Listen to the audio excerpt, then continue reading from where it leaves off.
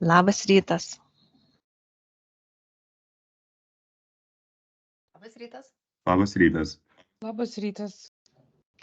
O ar galima užduoti vieną klausimą dar prieš pradedant? Žinoma.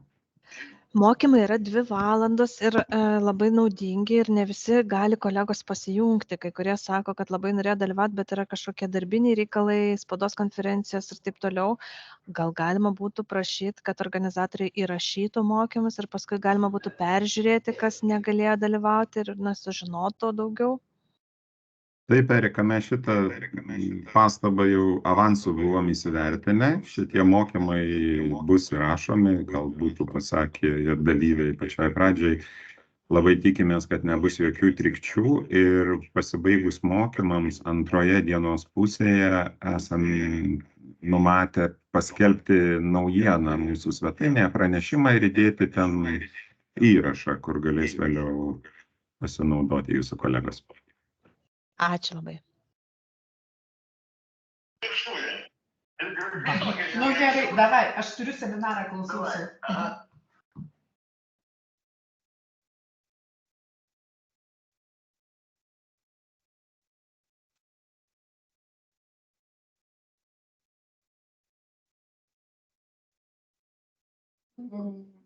Dabar pagarsinu, bet dabar aš negirdėjau, kodėl mes jis dabar nekalba niekas.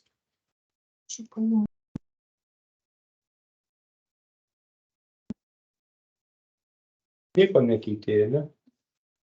Okay. Yes, bet pabūk, kol jisai pasilinkys, dabar kažkodėl negirdžiu.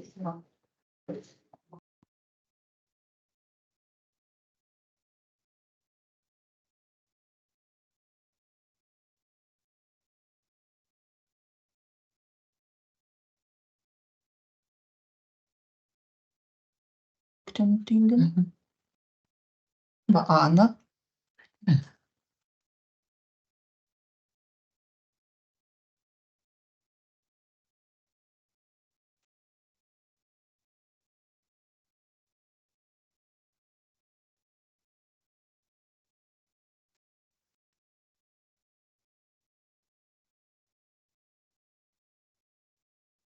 Bet gal kažką paklausti reikia, tai bet jie čia dar nepradėjo, tyli. Čia tas Labas rytas. Tai labai džiugu visus pasveikinti, nes iš tiesų matom, kad šie mokymai susilaukė didžiulio susidomėjimo, labai daug užsiregistravo žmonių ir kaip girdėjom, ne visi galėjo registruotis, ne visi gali šiandien dalyvauti, norės vėliau perklausyti įrašą, peržiūrėti, tai tikrai smagu tiek jūsų čia matyti. Labai smagu matyti pažįstamas pavardės, pažįstamas redakcijas, nes kiti nurodė redakcijom, nes iš tiesų daug metų tekdavo ir konsultuoti, ir mokymus esu ne kartą vedusi. Tai smagu, kad yra žmonės, kurie jau dirba keletą rinkimų iš eilės, aišku, smagu, kad ir nauji prisijungia prie šios temos ir tikrai politinė reklama yra labai svarbi politinės kampanijos dalis, net ir žiūrint pagal išlaidas, tai yra daugiau negu 80% visų politinės kampanijos išlaidų, ir tai yra puikia galimybė kandidatam, rinkimų dalyviam prisistatyti rinkėjam, tuo pačiu informuojant rinkėjus ir kad vyksta rinkimai primenant, bet politinė reklama yra užsakyta, tai yra subjektyvi informacija.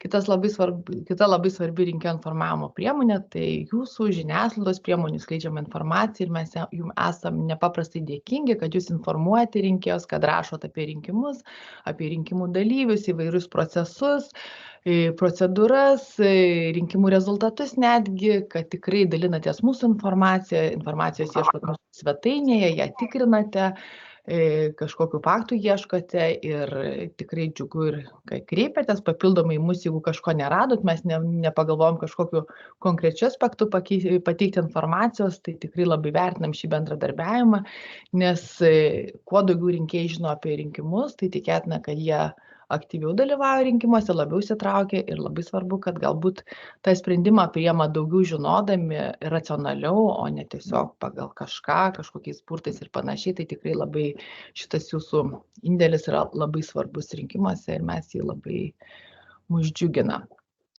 Tai apie politinę reklamą, dėl kurios čia aišku susirinkome, tai tikrai papasakos kolegos, tik aš tiesiog norėčiau paraginti, priminti, kad yra tokia galimybė, jeigu yra labai neaišku, kai jūs skleidžiate tą informaciją, kalbinate kandidatus, ar tai būtų laikoma politinė reklama ar nebūtų laikoma politinė reklama, tai Vyriausioji rinkimų komisija sprendimus priima kolegialiai, visi posėdėje, visi VRK nariai balsuodami, bet todėl tos konsultacijos galbūt negali būti labai vienareikšmiškos, pasakyti labai griežtai, bet to mes žinom, kad gali būti įvairiai paskelbta informacija, vėlgi priklauso nuo konteksto, nuo apipavidalinimo ir panašių dalykų, bet konsultacijas vis tik teikiame pagal jūsų pateiktą informaciją, tai tik tai labai prašom šiek tiek daugiau laiko, nes jeigu parašot, kad jau jums po pietų reikės atsakymo, tai tikrai kartais nespėjame, nes mes dar deriname ir parengtus kolegų atsakymus su VRK nariais. Tai mums tam truputį reikia laiko, tai jeigu duotumėte kelias dienas,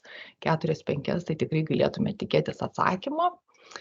Tai ir vertiname tą bendradarbiavimą, nes tokiu būdu mes irgi žinome, kas yra ir aktualu regionam ir panašiai, tai šiek tiek daugiau plačiau patys matom tą rinkimų vaizdą. Na, jeigu jau taip atsitiktų, kad mes gauname pranešimą ir jūs kreipiam, ir mes turim pranešimą ištirti apie galimą pažeidimą, tai dažnai mes kreipiamės ir į pačius rengėjos leidėjus ir tikrai statistiškai tai pagal tai, kiek mes turim pranešimų, kiek jų išnagrinėjame, tai tikrai yra mažesnė dalis yra nustatomi pažeidimai, tai tikrai nesigąsdinkite, kaip jūs kreipiatės į mūsų konsultacijos, tai mes į jūs kreipiamės irgi, kai tirdami pranešimus informacijos, bet gavę mūsų paklausimą tikrai nesigąsdinkite, tiesiog nuosekliai atsakykite tuos klausimus ir tokiu būdu jūs mums padėsit objektyviai išnagrinėti tą pranešimą ir tikrai bus įvertintos visos aplinkybės. Savaime mūsų paklausimas nereiškia, kad tai yra pažeidimas, tai tiesiog prašau šitoje vietoje supratimo ir nesigąsdinti.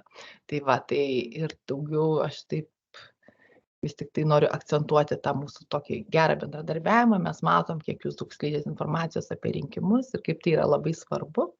Na ir toliau tada perduosiu žodį kolegom, kurie jums kalbės apie politinę reklamą, apie kaip atskirti nuo įprastinio pobūdžio informacijos, apie reikalavimus politiniai reklamai ir panašiai. Tai gerų jų mokymų ir tikiuosi įdomios informacijos apie rinkimus ir gerų rinkimų. Tai prašom, kolegos. Labą dieną visiems. Aš esu Rokas Stabingis, Teisės tyrimų skyriaus vedėjas. Aš šiandien pristatysiu pranešimą apie tai, kaip atskirti politinę reklamą nuo įprastinės informacijos ir atvirkščiai. Antroji dalyje mano kolegė Estera Mažytė pristatys pranešimą dėl politinės reklamos žymėjimo, galbūt daugiau į praktinius aspektus atkreips dėmesį. Taip pat mokymų gale bus toks labai trumpas testukas, tam, kad pasitikrintume, ar mes gerai supratom ir jūs gerai supratot. Tai aš tikrai kviečiu nepabėgti ir mums pagelbėti su tuo testuku. Ir dėl bendros tvarkos pasakysiu, kad šitie mokymai bus įrašomi, gali būti skelbiami viešai. Jeigu jūs nepageidaujat, kad jūsų asmens duomenys kažkur atsispindėtų, tai tada kviečiam užduoti klausimus anonimiškai. Arba galbūt galėsit mums paskambinti, parašyti elektroniniu paštu. Mes tenksimės jūsų gautus klausimus, tą, ką gausim dabar mokymų metu, atsakysim, kiek galėsim, jeigu negalėsim, arba sakysim, jie bus labai platus, gal tada atsakysim po mokymų kitais komunikacijos kanalais. Ir tada norėčiau pradėti, tuoj pabandysiu bendrinti skaidres.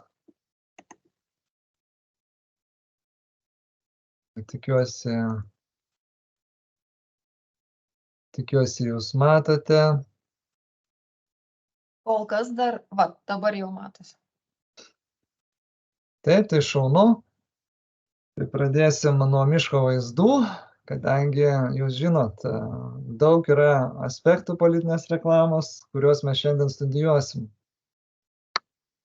Tai labai pradžiai norėčiau pasakyti, kokie rinkimai vyksta, kad nesusipainiotume patys, nes ir Respublikos prezidento rinkimai, kurios kampanija jau yra prasidėjusi praeitais metais, referendumas dėl Lietuvos Respublikos Konstitucijos 12 straipsnio, jau prasidėjo irgi praeitais metais kampanija. Birželio 9 bus rinkimai į Europos parlamentą. Praeitais metais kampanija prasidėjusi. Nu ir numatom, kad Seimo rinkimai irgi bus šiais metais. Kažkur tai balandžio mėnesį turėtų būti paskelbta politinės kampanijos pradžia. Tai turėkime omeny, kad daug yra rinkimų labai šiais metais. Aišku, jūs turite tai žinoti, nes matyt informacija bus irgi skirtinga. Skirtingi kampanijos dalyviai užsakinės tą informaciją.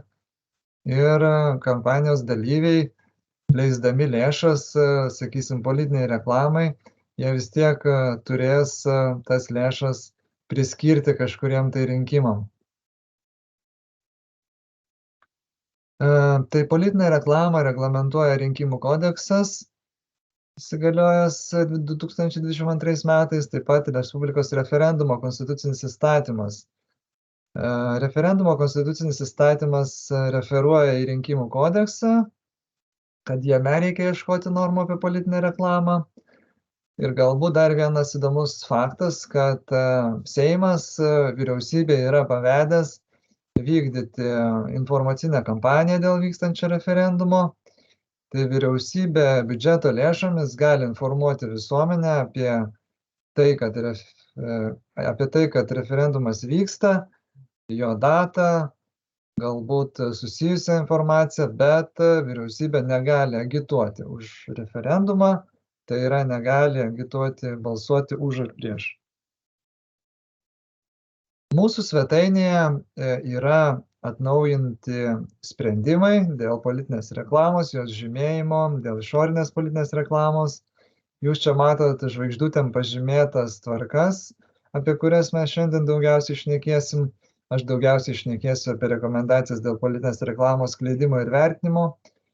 Jų redakcijos yra atnaujintos. Jeigu norėsit susipažinti ir rekomenduoju susipažinti su šitais teisės aktais, jie labai naudingi vertinant politinę reklamą. Taigi trumpai aš jums pristatysiu politinės reklamos sąvoką. Ši sąvoka kartu su rinkimų kodeksu buvo truputėlį atnaujinta, praplėsta, nes politinė reklama tai yra ne tik teigiama, bet ir neigiama informacija. Šią informaciją siekiama daryti įtaką rinkimų rezultatam, paveikti rinkėjų motyvaciją. Tai čia būtent yra nauji elementai. Ir be abejo, šita politinė reklama gali būti skleidžiama politinės kampanijos dalyvio, kandidato vardu ar jų interesais, ar už užmokestį, ar neatlygintinai. Tai būtent atlygintinė reklama, politinė reklama, tai tokia reklama, kuria rengiama, gaminama, skleidžiama už užmokestį, ar kuriai rengti, gaminti, skleisti naudojami finansiniai resursai. Tai mes visų pirma politinę reklamą suprantame kaip paslaugą, kuri yra atlygintinė paslauga, užsakoma paslauga. Tačiau kartais būna, žinom, tokiu atveju, kai politinė reklama skleidžiama paslėptai, tai yra, jin būna neatskirta, tikintis, kad niekas apie ją nesužinos. Tai tokiu atveju, vertinant, ar tai yra atlygintinė politinė reklama, mes žiūrim, ar buvo kažkokie finansiniai resursai tam naudoti. Tai be abejo, jeigu mes matysim, kad spausdintiniai spaudoj yra kažkoksai tai paslėptas straipsnis atspausdintas, sakysim, giriantis kandidatą, bet jis nėra pažymėtas, mes laikysim, kad tai yra atlygintinė politinė reklama, kadangi vis tiek buvo patirtos lėšos ir tam leidiniui spausdinti, dažai, maketavimas. Tai čia toksai klasikinis pavyzdys. Dabar rinkimų kodeksas numato tam tikras išimtis politiniai reklamai. Tai būtent 97 straipsnėje yra kelios išimtis. Tai kai neatlygintinai skleidžiami įprastiniai informaciniai pranešimai apie valstybės politikų, organizacijų, kandidatų veiklą. Tai be abejo, jeigu kandidatai, jie užima kažkokias valstybinės pareigas, tai be abejo tie informaciniai pranešimai tikrai nebus laikomi rinkimų politinė reklama. Taip pat rinkimų politinės kampanijos metu visuomenės informavimo priemonė gali neatlygintinai, laikantis objektyvumo ir lygiateisiškumo principų, informuoti visuomenę apie rinkimų programas. Tai galbūt čia raktinis žodis yra laikantis objektyvumo ir lygiateisiškumo principų, tai reiškia, kad apie visus kandidatus, ne apie vieną kažkurį, leidžiama teikti informaciją apie jų rinkimų programas. Toliau aš dar pristatysiu detaliau šitas išimtis, kai mes šnekėsim labiau apie rekomendacijas dėl politinės reklamos. Dabar taip pat norėčiau dar vieną skaidrę jums parodyti, kaip atskirti visuomenės informavimą nuo politinės reklamos. Pagrindiniai kriterijai, kurie nustatyti rinkimų kodekse, tai yra neatlygintinumas, objektyvumas, lygiateisiškumas, agitacijos nebuvimas, nes visuomenės informavimo įstatymas nustato, kad informacija turi būti pateikiama teisingai, tiksliai ir nešališkai. Politinė reklama paprastai yra atlygintinė arba už ją yra numatoma atsilyginti ne tik pinigais, bet ir įvairiom paslaugom gali būti. Politinėje reklamoje objektyvumas yra nebūtinas, tai yra gali būti daromi subjektyvūs vertinimai, kad kandidatas yra pats geriausias, labiausiai tinkamas valdyti, išryškinamos tik teigiamos jos savybės, neigiamos nutylimos.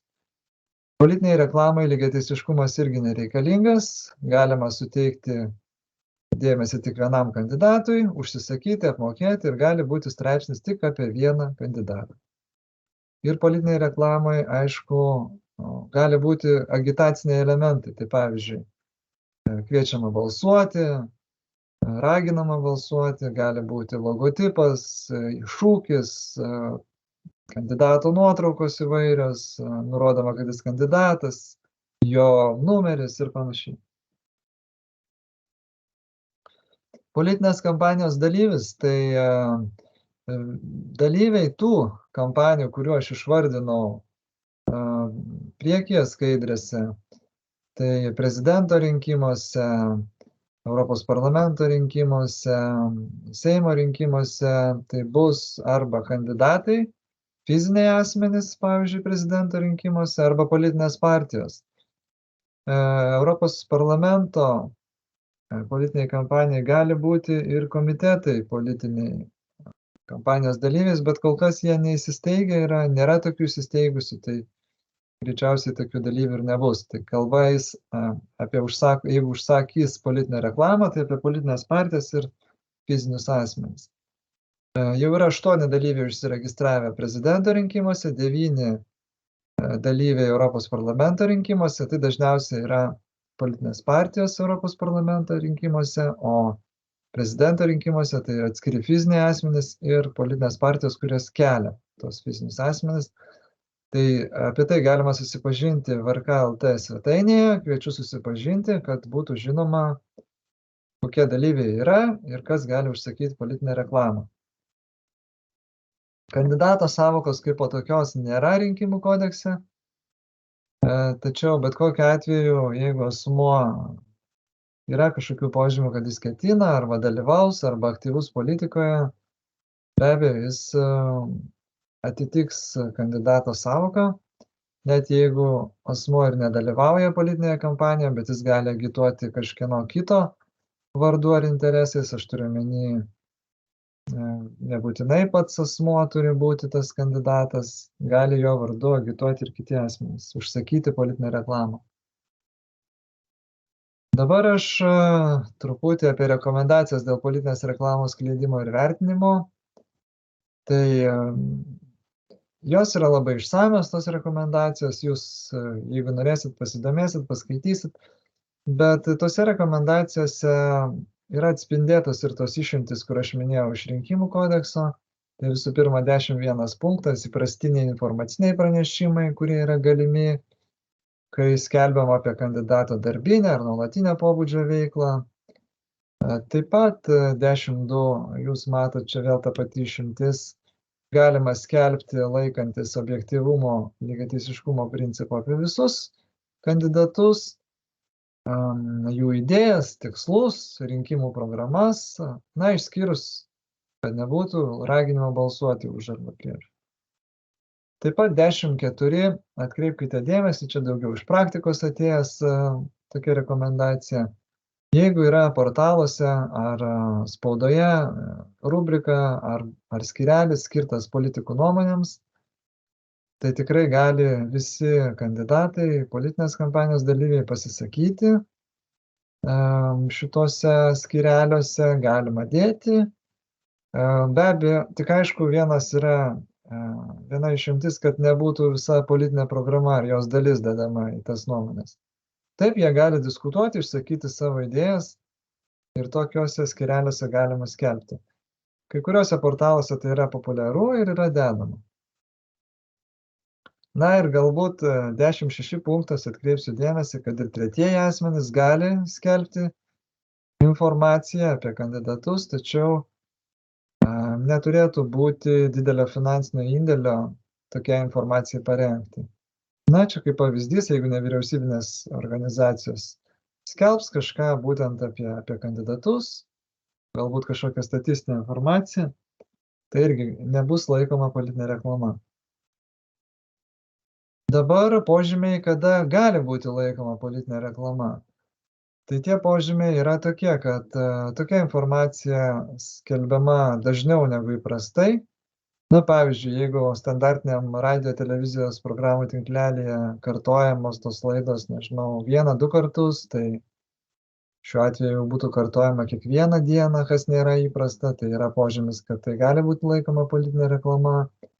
Informacija skelbiami komerciniai reklamai įprastais būdais. Na, pavyzdžiui, nežinau, baneryje informacija skelbiama, tai jau mums būtų požymis, kad tai yra politinė reklama. Agituojama už arba prieš. Taip pat, kai skelbiamas kandidato nuotrauka, atvaizdas, politinės kampanijos dalyvio pavadinimas, logotipas, šūkis, raginimas balsuoti, visi šitie elementai rodo, kad tai yra politinė reklama.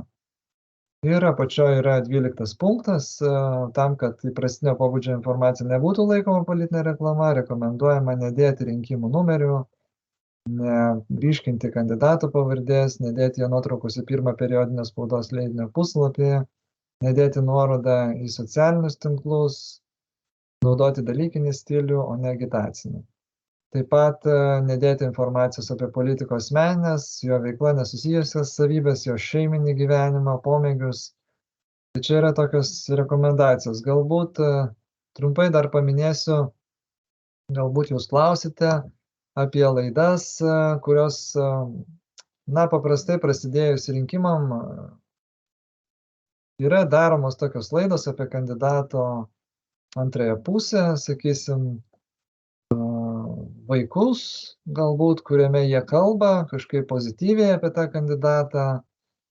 Tai noriu pasakyti, kad tokios laidos dažnu atveju būdavo pripažįstamos kaip politinė reklama. Ir tuo atveju yra buvę jau ne vienas, tai mes galbūt prašom tada atkreipti dėmesį į tai, kad jeigu jo giminaičiai, sakysim, sutuoktinis apie kandidatą kalbės apie jo teigiamas savybės, kad jis yra kandidatas, tai be abejo gali būti, kad turės tokia laida politinės reklamos požymių. Taip pat yra buvę atvejų, kai laidoje galbūt kandidato sutuoktinis kalba, bet jisai kalba apie savo profesinę veiklą, tikrai nereferuodamas į savo sutuoktinį. Irgi yra buvęs toksai atvejis vertinamas, tai jeigu nėra kažkokių nuorodų, tai tada gali, jeigu jisai turi savo, kaip ir sakiau, profesinę veiklą, ar yra muzikas, ar žinomas menininkas, tai tikrai nedraudžiama.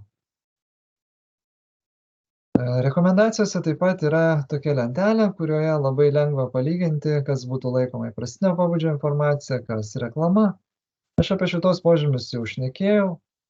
Tai jeigu informacija yra objektyvi, tai viskas tikrai tai yra įprastinio pobūdžio. Jeigu yra subjektyvi, kryptinga, tik vienas kandidatas yra apkalbamas, sakysim, teigiamoje šviesoje, tai be abejo tai yra požymis, kad tai yra politinė reklama. Truputį norėčiau informuoti apie tą tarnybinę padėtį. Yra toks straipsnis rinkimų kodekso, 102 straipsnis. Čia galbūt kandidatam daugiau yra draudimas naudotis tą tarnybinę padėtimi, tačiau noriu galbūt atkreipti tuos atvejus, kai žurnalistas dirba sakysim, visuomenės informavimo priemonėje, kuris pats yra kandidatas. Tai yra tokia labai subtili tada jau situacija. Be abejo, negalima uždrausti žurnalistui dirbti, bet atkreipsim dėmesį, kad yra visuomenės informavimo etikos kodeksas, kuris neleidžia žurnalistui tuo pačiu dirbti ir žurnalistinį darbą ir būti kandidatu. Na, taip pat yra situacijos, kai kandidatas yra pats visuomenės informavimo priemonės savininkas, direktorius, redaktorius, kai jisai pats, sakysim, apie save rašo straipsnius, tai tikrai jau šituo atveju galim kalbėti apie naudojimąsi tarnybinę padėtimi. Taip pat rinkimų kodekso 100 straipsnis, galbūt tiesiog žinia, informacija, atkreipkite dėmesį, kad yra toksai straipsnis dėl kompromituojančios informacijos skelbimo ir atsakomosios nuomonės. Tai pagal rinkimų kodeksą, jeigu apie kandidatą būtų paskelbta kompromituojanti informacija, tai jisai turi teisę į atsakomąją nuomonę.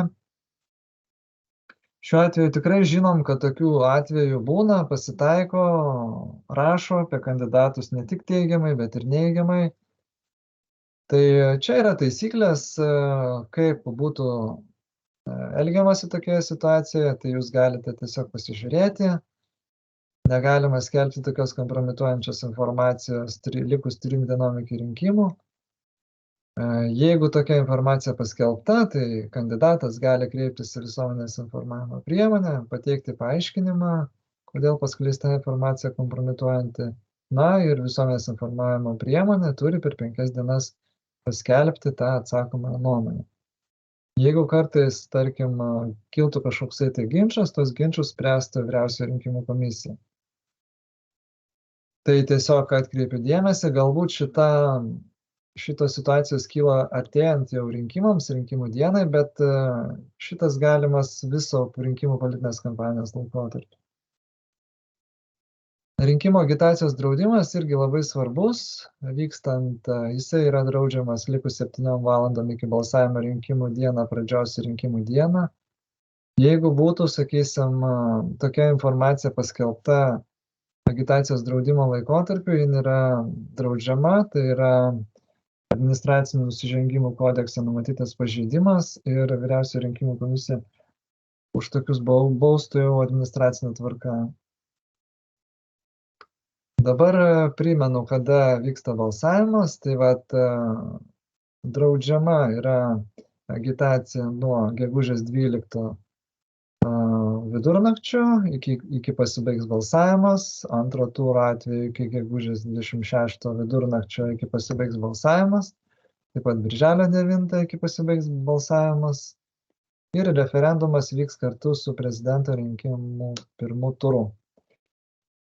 Tai tiek mano trumpas pranešimas, jūsų klausimai laukiame visada, galite rašyti tiesiai mums į skyrių, mes atsakysim.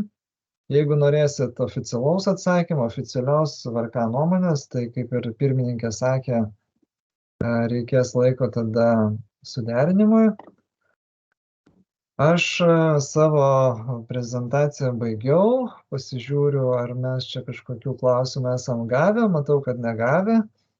Tai tada kviesiu savo kolegę Esterą Meižytę tada savo prezentaciją ir be abejo stengsimės atsakinėti jūsų klausimus.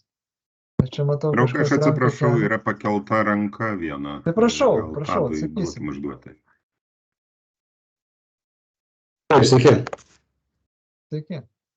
Aš turėjau klausimėlį pačioj prezentacijos pradžioje, jūs kaip kalbėjot apie spausdintinę žiniasklaidą ir kas yra atlygintina ir neatlygintina reklama. Kažkaip gal sunkokai nugirdau, bet man labai kilo klausimas, ten minėjot, kad gali būti pripažinta, nes spaudoje neva naudojamas rašalas, popierius ir taip toliau. Gal patikslinti, kas tai yra? Jo, gal aš kalbėjau apie atlygintiną reklamą politinę, tai bet kokiu atveju, jeigu reklama yra užsakyta arba apmokėta, tai jinai yra atlygintina. Dabar, jeigu reklama, sakysim, nepažymėta, mano kolegė čia šnekės apie žymėjimą vėliau, bet jeigu tai būtų straipsnis, kuris, na, paslėpta reklama, kaip mes vadinam, tai jis yra nepažymėta, tiesiog galbūt pozityvus straipsnis apie kandidatą, apie kurį šnekama labai pozityviai, jo teigiamos savybės, kviečiama už jį balsuoti. Na, jeigu būtų, sakysim, tokia publikacija, kuri jau nebeatitinka įprastinės informacijos pobūdžio, tai mes laikytume, kad tokia publikacija yra atlygintinė, kadangi vis tiek buvo patirtos išlaidos ją spausdinti, ją maketuoti. Aš galbūt šitą norėjau atkreipti dėmesį. Bet aš norėjau tik pasitikslinti, tai tarkim naujienų portalam tai negalioja, galima paslėpti reklama šituo atveju tokia. Jo, naujienų portalai kitaip, nes jie tokių, aš suprantu, kaip kažkokių išlaidų papildomų nepatiria. Jo, greičiausiai taip. Ar tai reiškia, kad paslėpta reklama naujienų portaluose galima yra? Ne, tai paslėpta yra draudžiama, bet ją reikia žymėti. Tiesiog mes, kaip aš minėjau, yra sudarytos visos priemonės, jeigu yra portalai politikų nuomonėms skirti, kuriuose visi politikai gali pasisakinėti, tai prašom, galima skelbti, gali politikas rašyti savo idėjas, kažkokias nuomonės, tai nebūtina netgi jos žymėti šitame portale. Vis tiek čia truputį neaišku yra, bet turbūt negaišinsim laiko, nes kitų klausimų yra čia galbūt atskirai iki pat rinkimų paaiškinti, bet man dar iš paties galo dar vienas klausimas, jeigu kandidatas dalyvauja ir Europos parlamento rinkimuose, ir prezidento rinkimuose. Kaip su tuo reklamos išjungimu nuo 12 iki 7 ryto, tai jeigu jis dalyvauja kitose rinkimuose, kaip tada, nes ir viena rinkiminė agitacijos laikotarpis vyksta, ir vienose rinkimuose, ir kitose, kaip tokia atveju elgtis? Ačiū. Taip, jūsų labai geras klausimas. Vis tiek reikia išjungti, nes bet kokiu atveju agitacija apskritai visa draudžiama. Nesvarbu, kokia būtų kampanija vykdoma, tai jokios agitacijos negali būti. Tai nėra labai ilgas laikotarpis, sakysim, tik tai dabar yra sutrumpintas jau pagal rinkimų kodeksą. Anksčiau buvo dar ir šeštadienį draudžiama agituoti. Dabar yra tik tai pats sekmadienis. Sekmadienis nuo vidurnakčio iki uždarant rinkimų apylinkės. Tai manau, kad galbūt mažiau iš tikrųjų ribojimo. Tai tiesiog pasitikslinti šitoje vietoje. Visų reikės išjungti kandidatų, kurie dalyvauja kitose rinkimuose, ar tik tų, kurie dalyvauja ir ten, ir ten? Taip, visų reikia išjungti. Ačiū. Prašom. Tai tada perduodu Esterai toliau žodį. Labadiena, tikiuosi mane matote, to jau bandysiu dalintis ir skaidrėmis. Taip, ekranas. Spėju, kad turėtumėt jį matyti. Jeigu galit, kas nors man patvirtinkit. Matom. Puiku. Taigi, taip, aš kalbėsiu apie politinės reklamos žymėjimą. Mus kartu lydės profesionaliai žymėjimo bitė, kaip matote, mojoja jums jau ranka. Jina ir paruošė jums testuką, kaip Rokas minėjo, tai pasitikrinsim žinias pabaigoje. Labai kviečiu visus sudalyvauti, nepabėgti, kaip Rokas minėjo, jis bus labai trumpas ir tuo pačiu tuo testuku pasitikrinsit, kaip supratot jūs tai, ką mes kalbėjom ir mes matysim tą, kaip mes aiškiai pristatėm, tai labai kviečiu sudalyvauti. Taip, Rokas jau pristatė žymėjimo aprašą, kurį galite rasti tarp sprendimų. Toliau buvo klausimas kaip tik apie atlygintiną reklamą, tai žymėjimui tai yra labai svarbu, tai aš nuo to ir pradėsiu, dar akcentuosiu, galbūt bus aiškiau šitoje vietoje, tai kas ta atlygintina reklama, nes ta atlygintina reklama atsirado kartu su nauja kodekso redakcija, anksčiau mes to neturėjom, su kodeksu iš vis kaip tokiu atsirado ta sąvoka atlygintina reklama. Ir kas yra, tai atlygintina reklama laikoma tokia reklama, kuri rengiama, gaminama, skleidžiama už užmokestį arba kurią įrengti, gaminti, skleisti naudojami finansiniai ištekliai. Kaip ir viskas aišku, taip. Ir toliau pasiteikiami įprastai tokias paslaugas atlygintinai teikiantis asmenys. Jeigu rengiant politinę reklamą buvo patirta išlaidų, tokia reklama yra laikoma atlygintina reklama, nepaisant to, ar už ją buvo sumokėta. Taigi turime atlygintinumo sąvokoje tokius kriterijus, kaip buvo patirtos išlaidos, gaminant už ją yra apmokėta, arba tą reklamą pagamina profesionalas. Tai kai klausimas užduodamas, ar jeigu reklama skleidžiama, ar atlygintina jinai, kaip ją parengė žurnalistas, tai taip. Nes žurnalistą mes laikom profesionalu, jis paprastai tokias paslaugas atlygintinai teikia, jis yra profesionalas savo srities ir jis, vadinasi, tokią paslaugą teikia. Taigi atlygintinos sąvokos supratimas turi būti gana platus, tai į tą atlygintinumą reikia žiūrėti labai plačiai, kad ir ne tik tas pinigų keliavimas, bet gali būti ir tos tokios kažkokios suteiktos paslaugos, kurias paprastai teikia profesionalas, ne aš pats pasigaminu, nepatirdamas ar tai patirdamas išlaidų, irgi vėlgi gali būti skirstimas tame. Ir kaip jau ir yra pateiktas pavyzdukas, pasitelkiami kiti asmenys, profesionalai arba gaminantis reklamą pačiam buvo patirta išlaidų medžiagoms. Tai skaidrėmis, manau, irgi bus pasidalinta, tai aišku, ir mokymų video medžiagoje matysite, tikrai galėsite įsiskaityti ir pamatyti tuos skirtumus. Na ir kodėl dabar ta atlyginta reklama man tokia svarbi, tai dėl to, kad mes skiriame žymėjimą pagal tai. Atlygintina politinė reklama turi būti aiškiai atskirta nuo kitos skleidžiamos informacijos, nustatyta tvarka visada.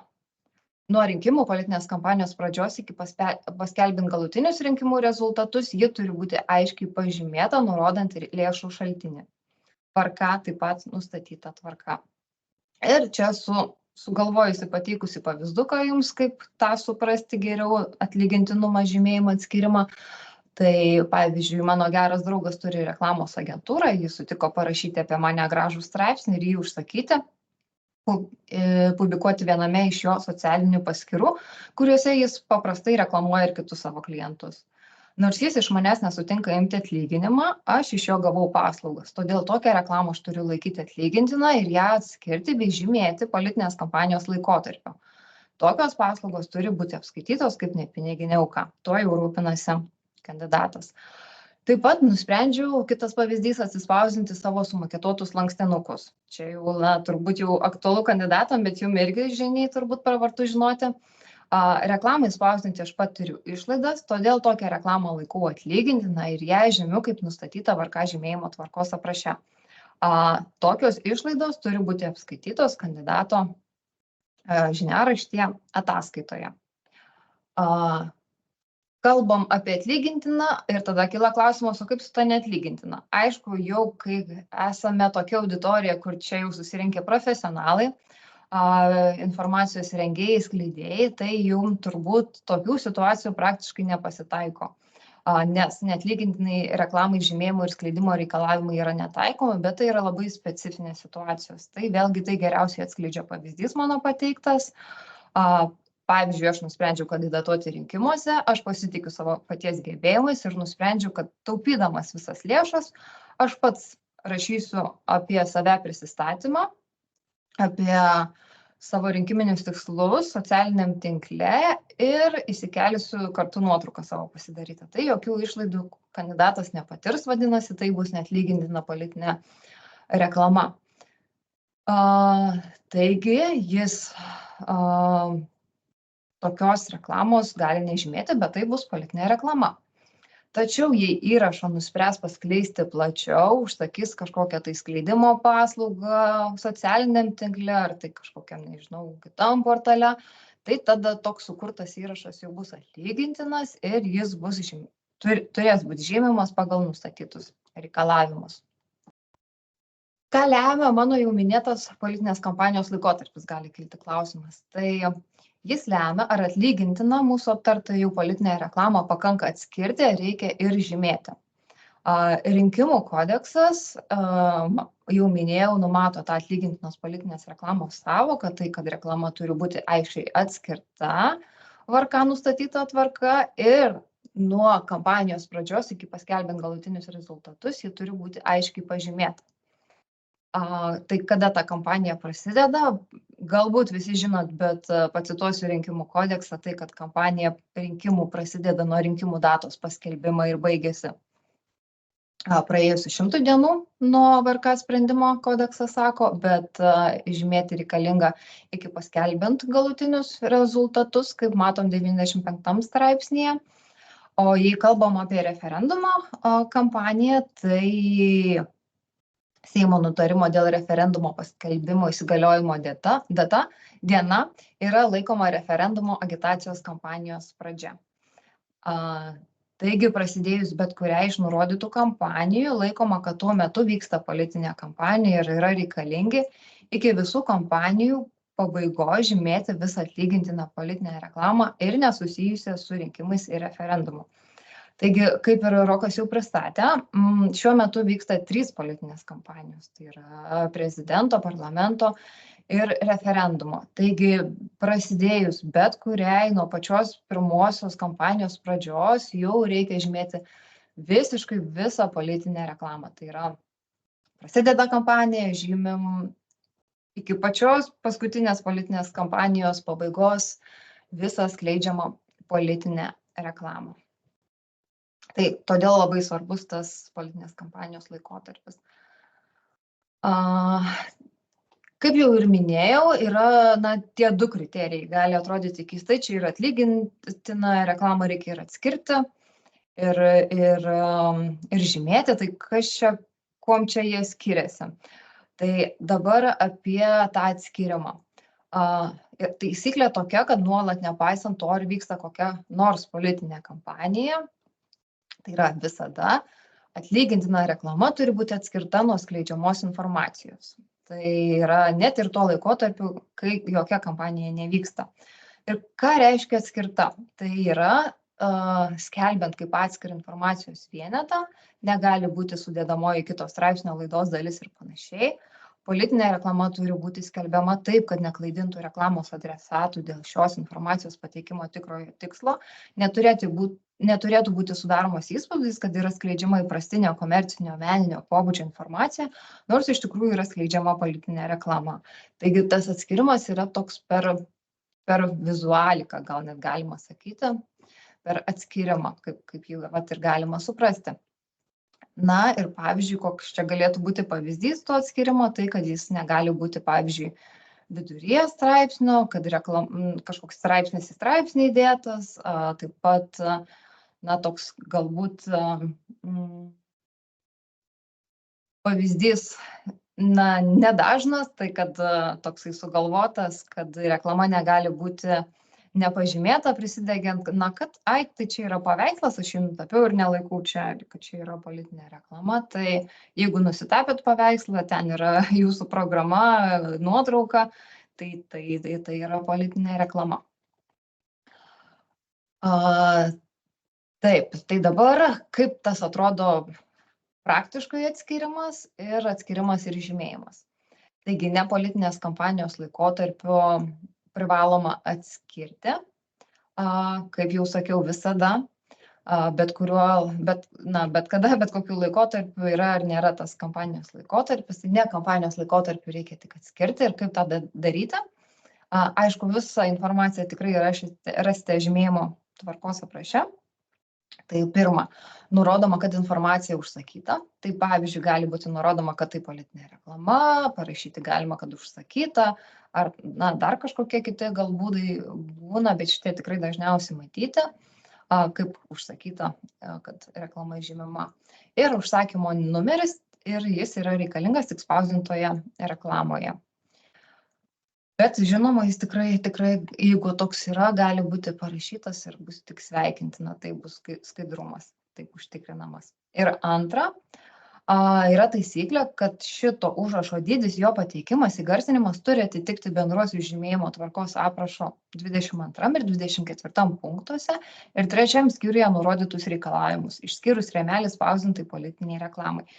Tai šitoje vietoje nesiplečiu, nes esame politinės kampanijos laikotarpyje, tai jeigu turėsim vėliau klausimų, kaip čia detaliau reikia atskirimą tą padaryti ne kampanijos laikotarpiu ir tą žymėjimą, tai galėsim vėliau ir pakalbėti apie tai.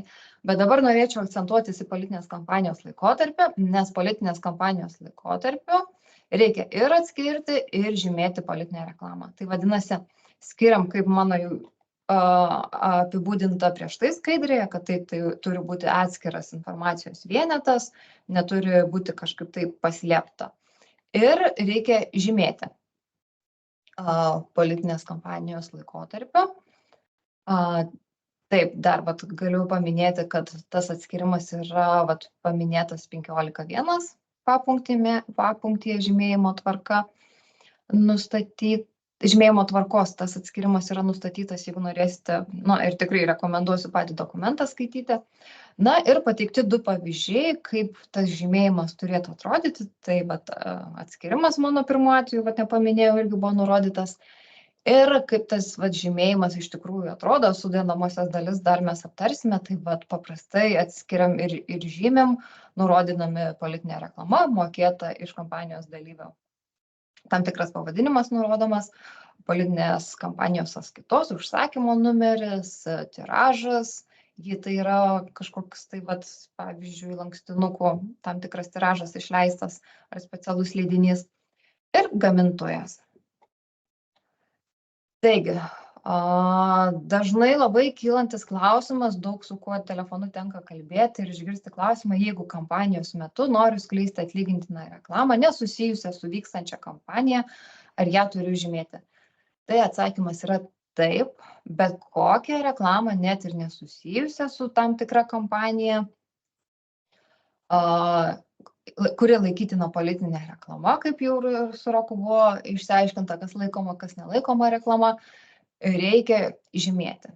Tai vėlgi pateikiamas pavyzdys, kad kokia ta informacija galėtų būti, tai jei prasidėjus rinkimų kampanijai, partija priima sprendimą rinkimuose nedalyvauti, tačiau nori toliau populiarinti partiją ir taip pritraukti naujų narių, galbūt kandidatų, tai tokią reklamą partija vis tiek užsakydama žiniasklaidoje turi žymėti, žymėti ir atskirti, kaip išsiaiškinom, tai bet kokia ta atlygintina politinė reklama turi būti žymima.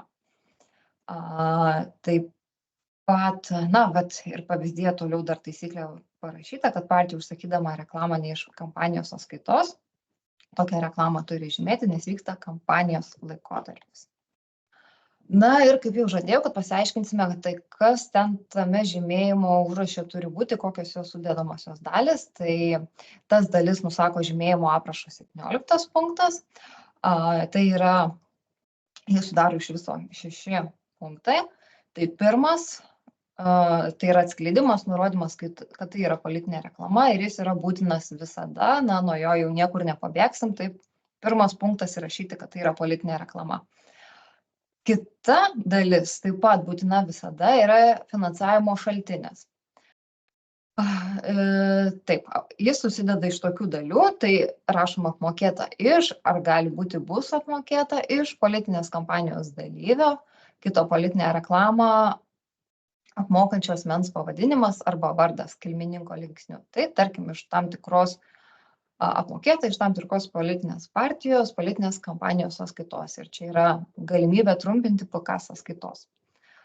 Ar taip, iš tikrųjų dar gali būti ir kiti atvejai, ne politinės kampanijos sąskaitos, tai kitais atvejais nurodom iš kokios tos sąskaitos. Taip pat trečias punktas kartais kelia klausimų, bet kuo toliau, tuo mažiau, jis jau nėra naujas, tai kad žymėjime turi būti nurodomas užsakovas. Ir kokiais atvejais tą užsakovą reikia nurodyti, tai kai jis nesutampa su asmeniu, kurio interesams skleidžiama politinė reklama.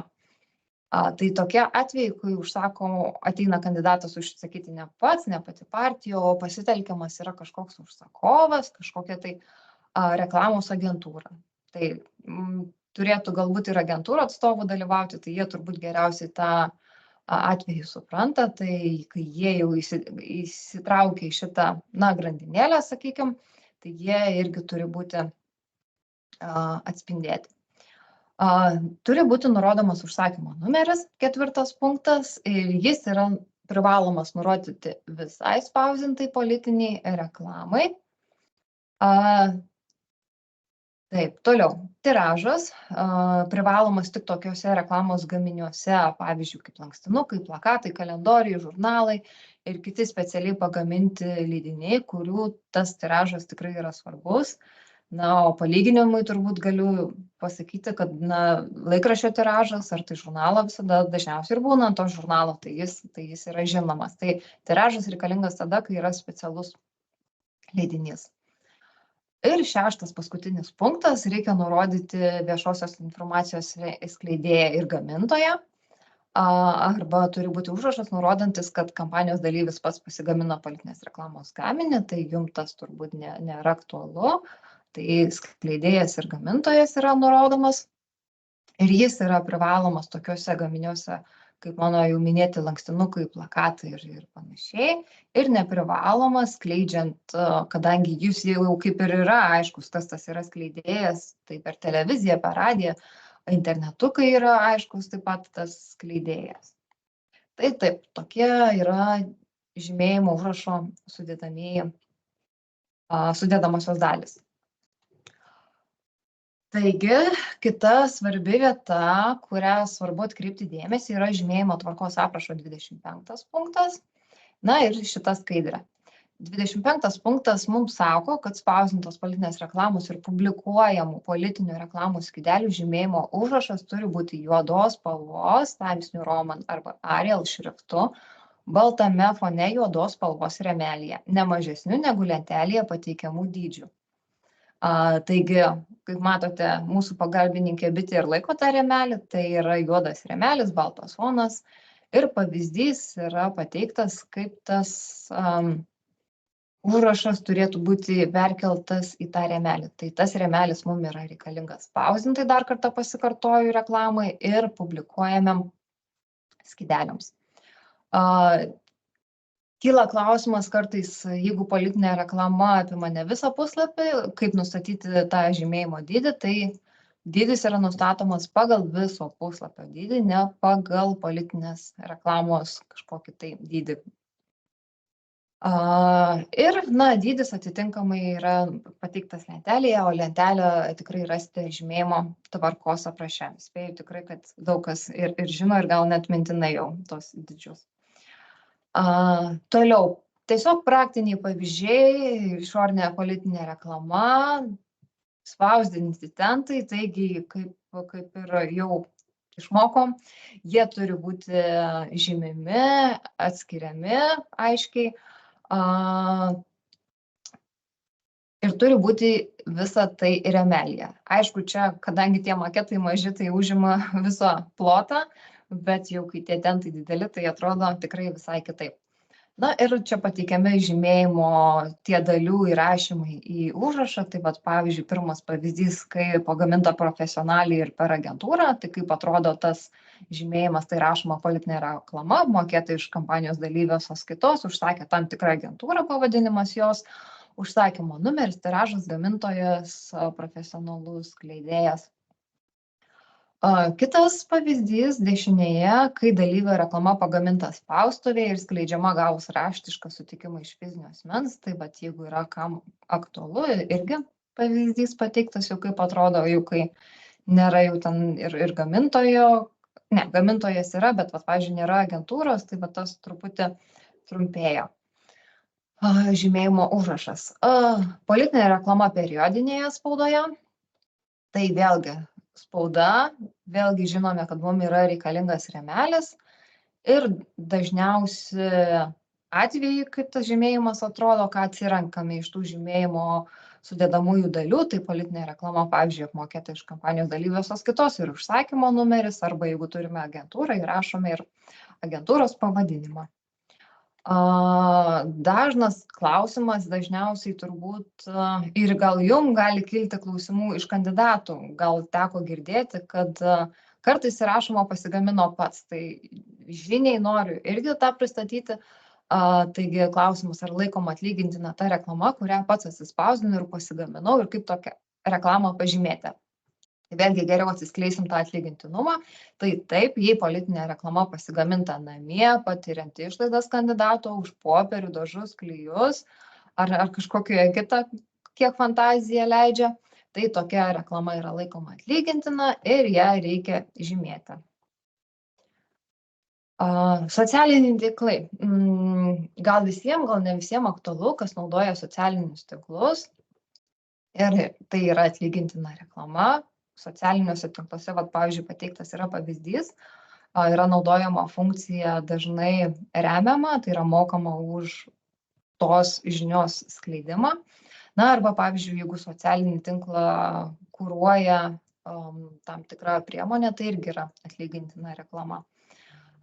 Ir kokia taisyklė žymėjimo tvarkos aprašo, kad politinės reklamos žymėjimas turi būti neatskiriama politinės reklamos gaminio skelbimo dalis, dėl to, kad kitiems vartotojams pasidalijus nuorodą savo paskyroje ar svetainėje politinės reklamos žymėjimas išliktų. Ir truputį panalizuojant pavyzdį, tai kur tas žymėjimas turėtų būti, tai tikrai ant tos nuotraukos, ant to maketo, kas jau ten yra dedama, gali būti, nežinau, kartais dedamas ir vaizdo klipas, tai jis irgi turi būti pažymėtas pagal tam tikrus reikalavimus. Ir aišku, tam tekste, kuris yra, kaip matome, jeigu nežinau, ar mano apelį iš tikrųjų matote, tai kandidatas X remiama, balsuokite už kandidatą, tam tikras tekstas ir po tekstu turi būti tas žymėjimas žodžiu. Jo jau tikrai, neįdėsime į rėmelį, nebent gal kažkas geba, turi tokius techninius sugebėjimus, tai tiesiog tekstas, kad su žymėjimo dalimis, kad politinė reklama apmokėta iš tam tikros sąskaitos. Taigi, tokio specifika su socialiniais tinklais. Taigi, išsiaiškinom, kada reikia to žymėjimo, kada kaip atskirti, tai dar yra taisyklės. Žymėjimo tvarkos aprašo 30-31 punktai sako, kada žymėjimą reikia rodyti ir tai aktualu yra vaizdo garso įrašams. Tai vat šita skaidrė, kaip reikia žymėti teisingai, kada rodyti. Ir kitas atvejis yra tik garso. Tai tik garso atvejai, matyt, turime radijo omenyje, o vaizdo garso įrašais turime mintyje televiziją ar tai kažkokius tai interneto, taip pat turbūt gali būti žiniasklaidoje kažkokie tai reportažai, galbūt vaizdo įrašais. Taigi, pirma taisyklė, skleidžiant reklamą vaizdo garso įrašais, tai kad tos reklamos skleidimo metu nuolat turi būti aiškiai ir skaitomai, kontrastiškame fone matomas atitinkamas užrašas, nurodantis, kad tai politinė reklama, ar tai čia yra referendumo agitacija. Ir tai ateina iš 17.1 arba 19.1 papunkčių žymėjimo tvarkos aprašo, tai 17.1, kur mes aiškinome sudedamoji dalis, tai atskleidimas, kad tai yra politinė reklama, o truputį nušokant 19.1 bus susijęs su specialiom laidom. Antra taisyklė yra, kad informacijos skleidimo pradžioje ir jeigu jinai yra skleidžiama ilgiau kaip 30 minučių ir pabaigoje, netrumpiau kaip 10 sekundžių turi būti parodomas aiškiai matomas užrašas, nurodomas mokėjimo šaltinis. Tai jau vėl matote 17.2, 19.2 papunkčiai, tai yra tas atskleidimas apmokėta iš tam tikro politinės kampanijos dalyvio, politinės kampanijos sąskaitos pavyzdžiui. Trečia taisyklė, trečias punktas, jeigu informacija skleidžiama ilgiau kaip 10 minučių, kas 10 minučių yra parodomas atitinkamas užrašas, nurodantis apmokėjimo šaltinį. Ir jis gali būti parodomas kaip bėgant į eilutę. Ketvirta taisyklė, kaip tris jau apkalbėjom, jos yra rodomos. Ketvirta taisyklė įgarsinimas žodžiu. Tai jeigu politinės reklamos, specialios rinkimų referendumo agitacijos laidos ar diskusijų laidos skleidžiamos vaizdu ir garsų skleidimo laikas neviršija 30 minučių, žodžiu yra pasakoma tik dalis užrašo, tai yra pasakoma pirma dalis, kad tai yra politinė reklama, ar tai speciali agitacijos laida, ar tai referendumo agitacijos laida, ar tai diskusijų laida. Bet jeigu viršijam 30 minučių tokio skleidimo, tai tada turi būti pasakomas visas žymėjimo užrašas. Toliau aiškinamės, jeigu yra tik tais garso įrašais skleidžiama politinė reklama, tai jau nebeturime ką rodyti, nes esame įpareigoti tik tai žodžiu tą žymėjimą sakyti. Tai pirma, politinės reklamos rinkimų referendumo agitacijai skirtos informacijos skleidimo pradžioje ir arba pabaigoje Turi būti žodžiu aiškiai paskelbiama, kad tai politinė reklama, rinkimų referendumo agitacija ir nurodomas apmokėjimo šaltinis. Tai yra, pavyzdžiui, 17.1, 17.2 punktai, tai atskleidžiama, kad tai yra politinė reklama, apmokėta iš tam tikro politinės kampanijos dalyvio sąskaitos. Tai, kaip ir sakiau pradžioje ir arba pabaigoje, tai yra šiek tiek laisvės, bet būtų puiku, jeigu jau dėtumėt ir pradžioje ir pabaigoje. Jeigu informacija skleidžiama ilgiau kaip 10 minučių, tai toksai ilgas jau reportažas radijoje, tai turi būti aiškiai žodžiu paskelbiama, kad tai politinė reklama kas 10 minučių. Trečia taisyklė, kad jeigu politinės reklamos rinkimų referendumo agitacijai skirtos informacijos skleidimo pertraukia kažkokia reklama, muzikiniai intarpai, tai tada po kiekvienos pertraukos taip pat turi būti papildomai pranešta, kad tai yra skirta politiniai, kad tai yra reklama ir nurodyti šaltinį, trumpai sakant. Ir čia toks grafikėlis, kaip ir prieš tai matėte, kam labiau vizualiau patinka įsivertinti tas taisyklės ir jas įsiminti. Jau truputėlį užsiminiau apie agitacijai skirtas laidas, šiek tiek norėsiu pakalbėti apie jų žymėjimą, tai todėl truputį įvedu į tą skirtų agitacijai laidų atskirimą. Taigi, rinkimų kodekso dabar, jei nesumeluosiu, 99 gal straipsnis numato tokias laidas, specialias skirtas agitacijai. Ir jos gali būti arba nacionalinio lygmens, arba regioninio lygmens. Paprastai tai skiriama pagal rinkimus ir, skiriasi pagal lėšas. Tai yra LRT lėšas nacionalinio lygmens ir VRK yra perkomos laidos viešųjų pirkimų būdu. Ir dar yra kita grupė rinkimų kodekso numatyta, tai savo iniciatyvų organizuojamos diskusijų laidos yra galimos.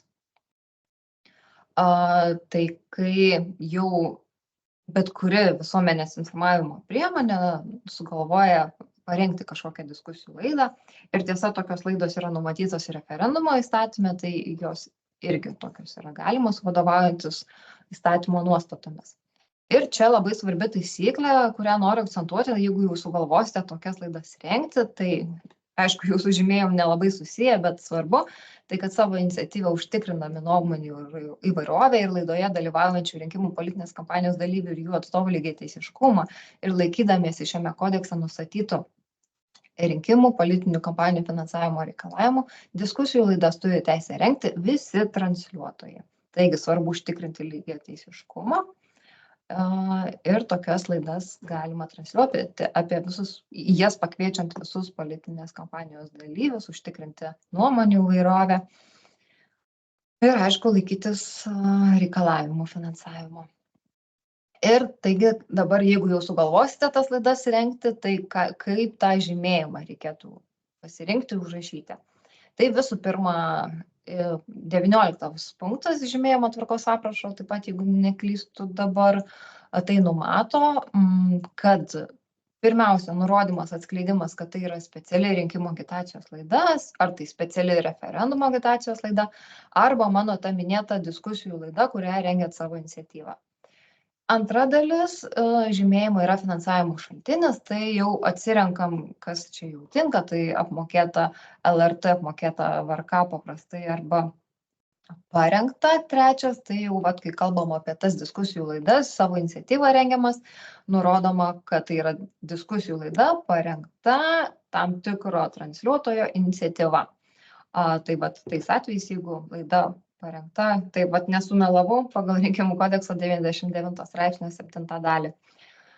Ir akcentuoju, kad jeigu planuosite tokias laidas rengti, tai tas žymėjimas turės būti rodomas, kaip mano jau prieš tai skaidrėse pristatyta, pagal tam tikrą tvarką 31 ir 30 punktų, tai kur ir rodžiau ir pasakojau grafikus, kada kokį tą žymėjimą, kas kiek laiko rodyti. Ir jeigu bus kažkokios tai parengtos publikacijos tuo pagrindu, tai jos turi irgi būti pažymėtos. Taigi žymėjimo tvarkos reikalavimų yra ir daugiau, aš jų visų negalėjau atskleisti, bet jie yra taip pat svarbus, todėl labai kviečiu susipažinti su tvarkos aprašu, čia yra įdėta jo nuoroda. Atkreipkite dėmesį, ieškant tos žymėjimo tvarkos, kad būtų nauja redakcija, šiai dienai yra naujausia lapkričio 11 dienos. Na ir praktinis pavyzdys, ką galite netyčia suklysti padaryti, jeigu nepasidomėsite žymėjimo tvarkos aprašo. Tai yra taisyklė, kad, pavyzdžiui, žymėti negalima taip horizontaliai ar kažkaip kitaip pakreipti žymėjimo užrašas, turi būti kaip jau mūsų matytose pavyzdžiuose. Tai klausimų galbūt lauksiu, bet pirmą pasidarom testuką. Tai mobiliaisiais įrenginiais galite nusiskanuoti QR kodą arba tuojau įdėsiu nuorodą ir į chatą arba paprašysiu kolegų tai padaryti, jeigu irgi turite tą nuorodą. Tai va, kuris laikas truputį parodo, nusiskanuokite.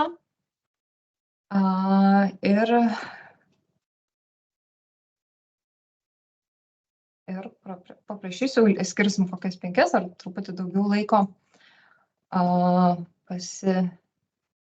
atsakyti į klausimus testo. Taigi dabar galbūt aš pasidalinsiu tą nuorodą mūsų kam patogiau pokalbyje. Čia mūsų pokalbis. Taigi galite pasiekus nuorodą įeiti į testo aplinką. Taigi dabar kokias, tai nežinau, gal 5 minutės paskirsim. Ramiai susikaupę pasianalizuokite. O aš tada trumpai jau baigiu. Taip, stabdyti bendrinimą.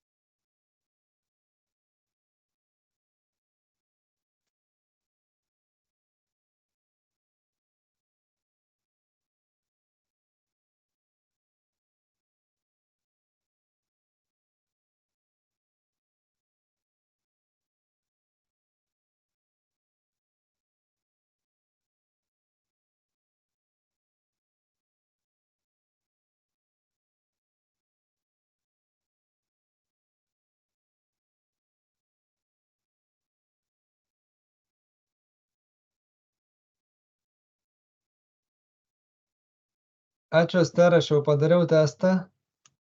Noriu informuoti, kad išlaikiau visus klausimus, atsakiau teisingai. Puiku, aš taip stebiu atsakymus gaunamus, tai jie vis naujinasi. Kai kurių sulaukiam iš tikrai labai greitai, tai dar luktelkim. Tai tu paskui atsakymus pasakysi, taip? Tai būtinai pažiūrėsim ir Supratau. procentą.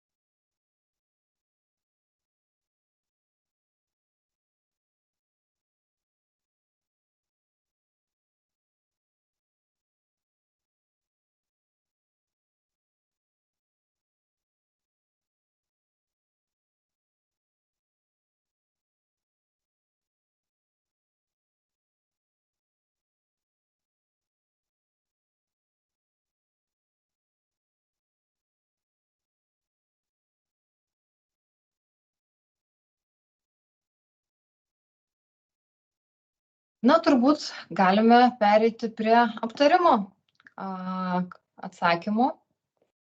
Tai vėlgi pasidalinsiu ekranu su jumis,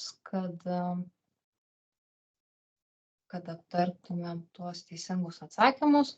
Mačiau, rezultatas labai geras. Taigi, pirmas klausimas buvo toks. Kokios formos politiniai reklamai žymėjimo užrašas turi būti juodos spalvos, Times New Roman arba Arial šriftu, baltame fone bei juodos spalvos rėmelyje? Tai teisingas atsakymas yra pirmasis.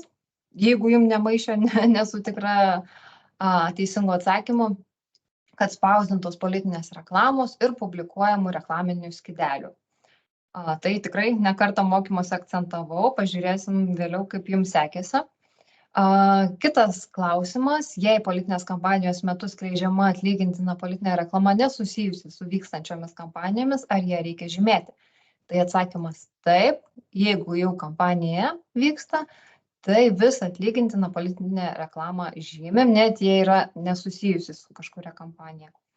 Kitas klausimas, ar politinė reklama bus laikomos Europos parlamento nario sveikinimas, jei jis yra kandidatas, sveikinimai yra naudojamas asmens nuotraukas, sveikinimas apmokėtas iš kampanijos sąskaitos. Tai atsakymas yra taip. Ir čia lengviausias turbūt tas toksai atskirimas, kaip aš visada konsultacijose mėgstu sakyti, pasižiūrėkim, iš kur tas sveikinimas apmokėtas. Tai jeigu jau matom, kad iš politinės kampanijos sąskaitos, tai jau kaip ir kriterijus, kad čia jau politinė reklama ir aišku, jeigu jau ten yra nuotrauka. Šitoje vietoje noriu pasakyti, kas dar galbūt nematėte, rekomendacijose VRK yra atnaujinusi jas ir ten yra lentelė sveikinimų, labai paprasta, suprantama apie sveikinimus, kaip juos reikia atskirti, kai politikai sveikina viena ar kita proga, tai jeigu dar neteko matyti, tai tikrai susipažinkit su rekomendacijų dalimi apie sveikinimus. Toliau, kitas klausimas buvo. Jeigu spausdinta politinė reklama apima ne visą puslapį, kaip nustatomos politinės reklamos žymėjimo dydis? Tai mūsų, sako 25 žymėjimo tvarkos aprašo punktas, kad pagal puslapio dydį, pagal lapo formatą. Ir paskutinis klausimas, kada politinė reklama yra įprastai nelaikoma.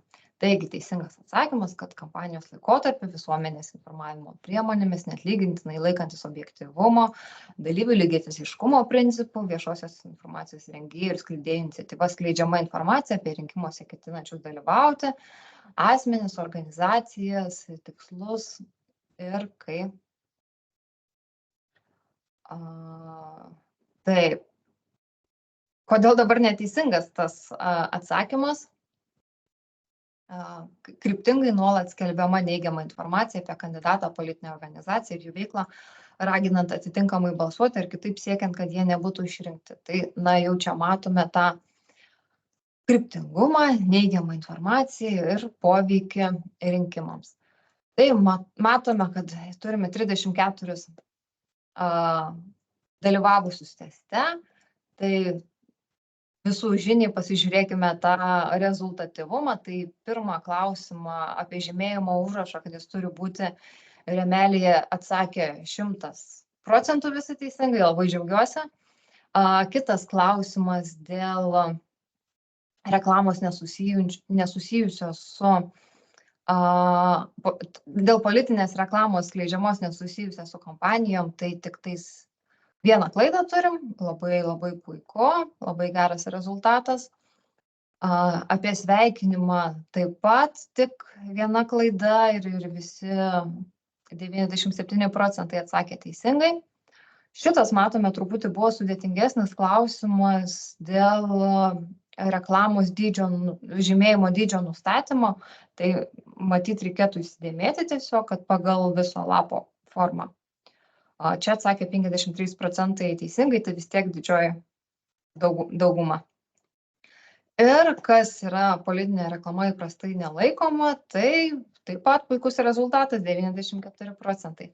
Tai labai džiaugiuosi, užbaigiu bendrinimą Ir lauksiu klausimų, jeigu tokių dar liko.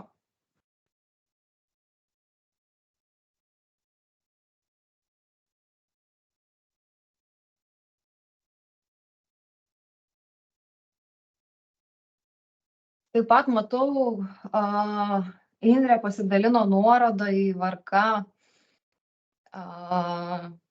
naujieną apie sveikinimus. Taip vat, jeigu neteko pamatyti, užeikite į pokalbių sritį, naudokite nuorodą ir susipažinkite su ta sveikinimų naujiena.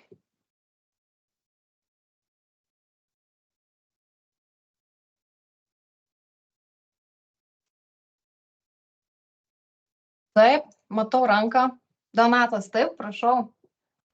Sveiki, Donatas iš 15 minučių. Atsiprašau, kad iš automobilio, bet turiu tokį klausimą dėl to rėmelio reklamos baneriukuose, nes yra formatų, kurie iš tikrųjų yra labai nedideli.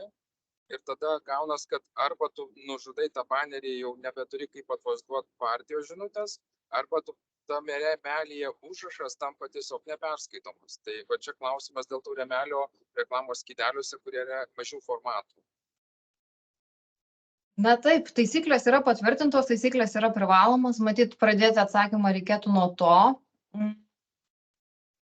Na, bėda, jeigu žymėjimo užrašas tikrai yra nematomas tam mažam banerio makete, jau ne maketas, aišku, kaip pasiviešina jisai, bet na taip, matytumėm turbūt problemą ir matyt reikėtų spręsti jau techniniam galimybėm, galbūt tą banerį galima didinti, kalbinti dalyvį, nusipirkti galbūt didesnį banerį, jeigu tai įmanoma, nes žymėjimo tvarkos aprašas reikalauja, kad būtų rėmelis, kad būtų irgi žymėjimo tvarkos aprašo reikalavimas, kad jis būtų įskaitomas, tai matyt, na, negaliu pasakyti, kad jo nereikia.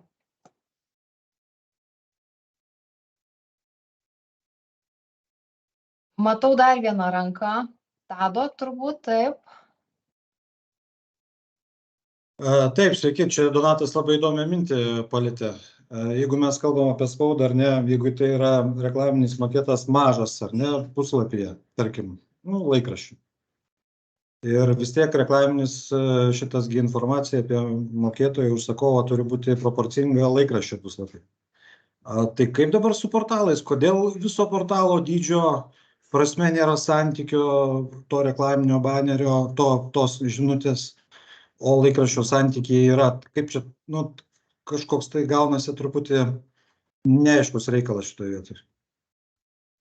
Na taip, galbūt atrodo neaiškiai, bet yra specifika tam tikra. Spausdintą laikraštį mes labai aiškiai matom jo formatą visą, o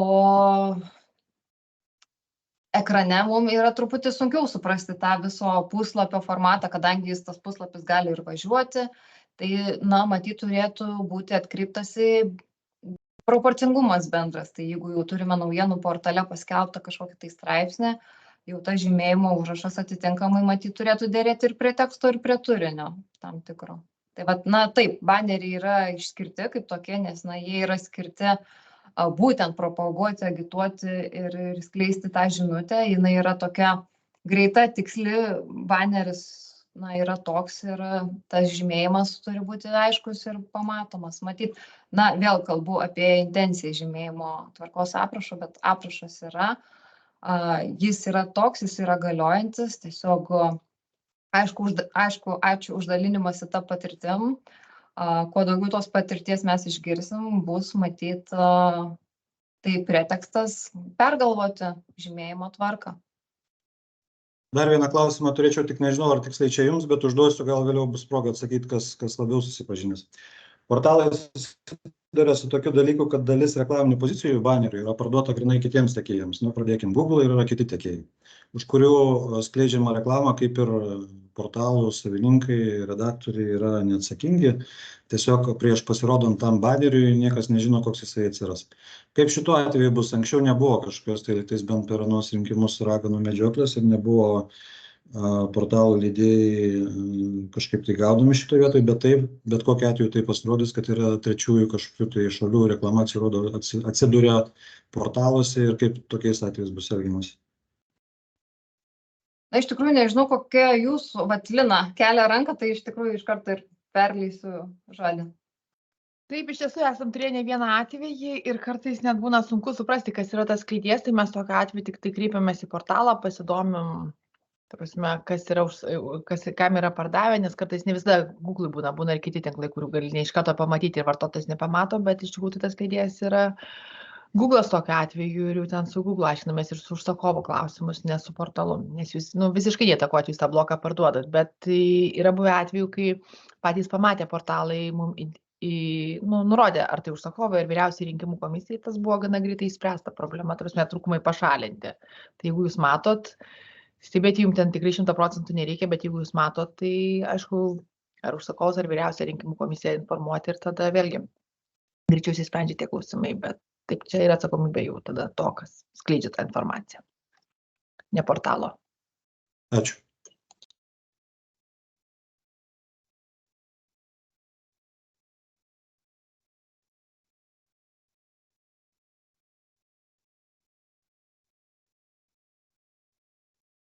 Na, kol klausimų dabar matau, turbūt rankų neturim, gal pasakysiu, kad tas testukas, kuris laikas turbūt veiks, tai jeigu šiandien dar norėsite pasidalinti su jo kolegomis, patikrinti jų žinias, tai prašom, juo pasidalinkite, nuorodą, tegu ir jūsų kolegos patikrina žinias.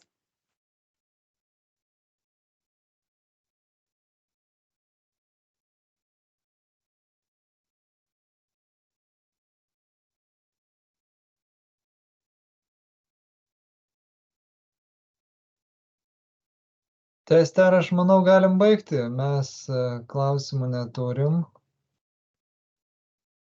Mes savo kontaktinius duomenis esam nurodę. Prašom kreiptis visais adresais, lauksim jūsų klausimų, mokymus paskelbsim. Ir ačiū visiems už dalyvavimą. Ačiū visiems, gražios dienos.